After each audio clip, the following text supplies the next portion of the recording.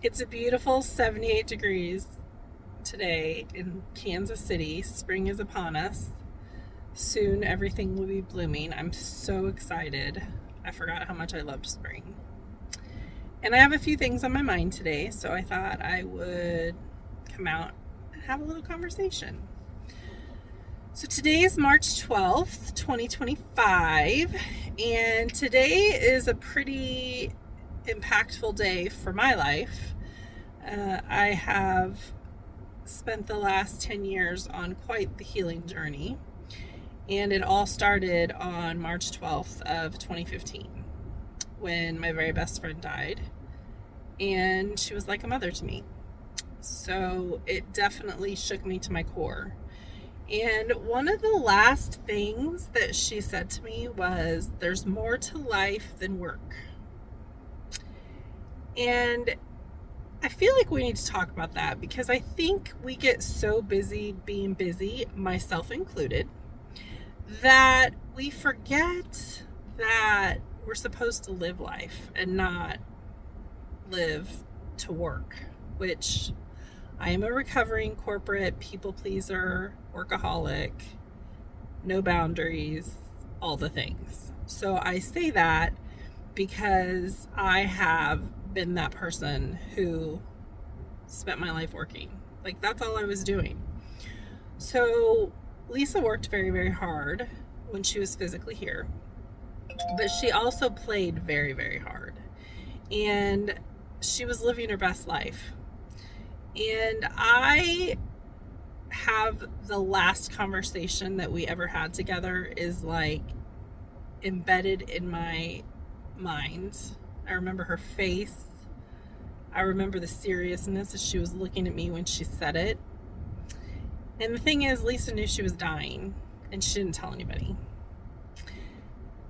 That was very difficult because Lisa was this pillar of strength in my life, and she was always being strong for everyone else.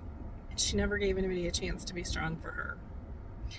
And I had a little bit of guilt about that for a while, but I now understand everything is exactly as it's supposed to be.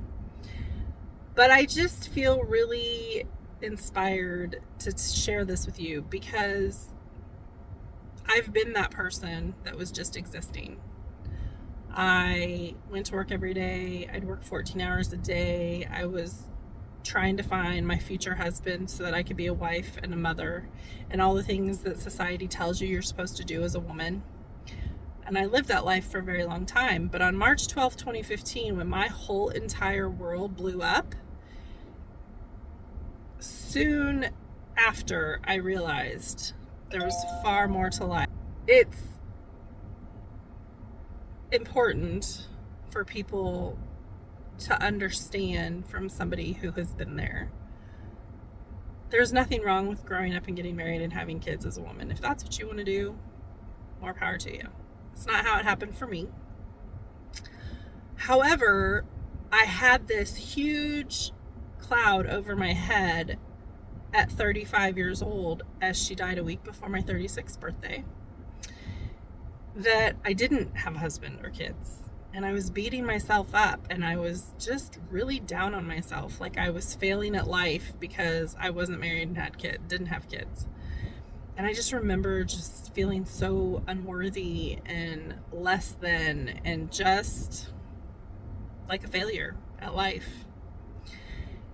And as I reflect on that moment, that day that everything changed, it's very loud that I need to come out and talk about it.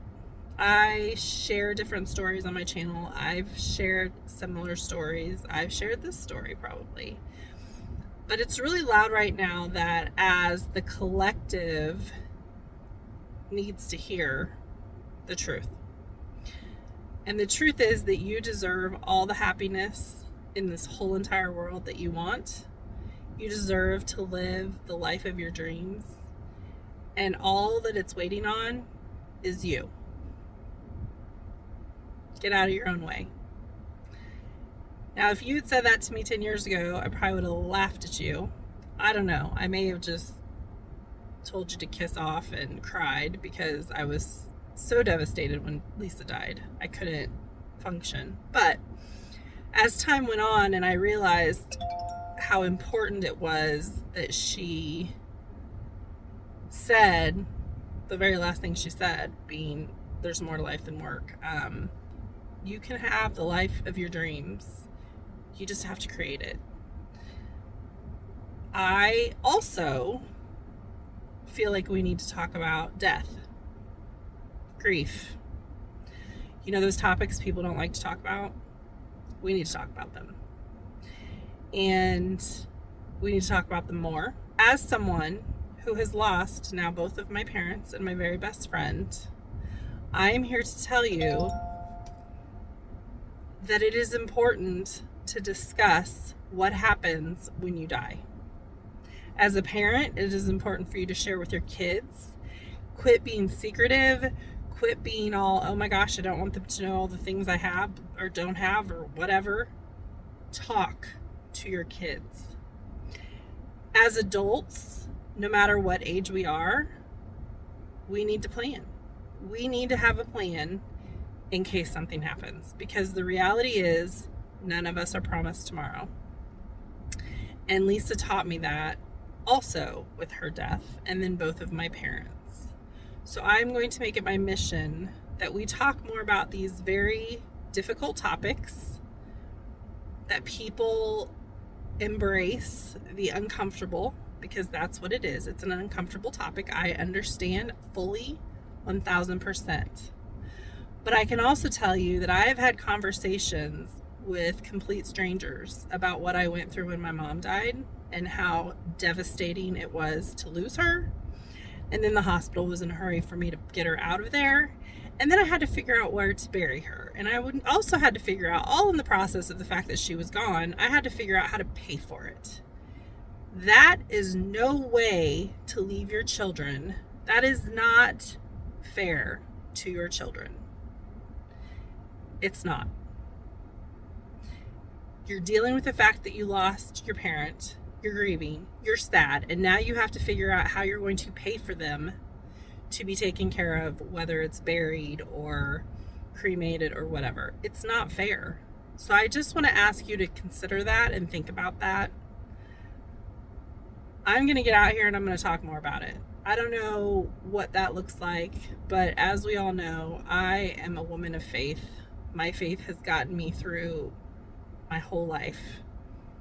I'm going to be out here. I'm going to be talking about it. If you want me to come talk at a corporate event, if you want me to come talk at a women's event, I don't care where it is, or maybe a seniors event, I will come and talk to you about my own personal trauma related to the people in my life that I've lost, so the grief, and then the trauma around trying to figure out what to do when there is no plan and there is no money.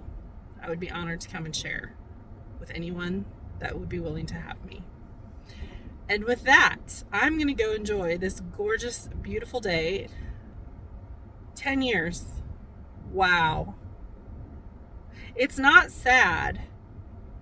It's beautiful, because I can see the gift in her transition 10 years ago today. And I'm so grateful and so honored that I got to share with her the time that I did, and to be loved by her because she chose me.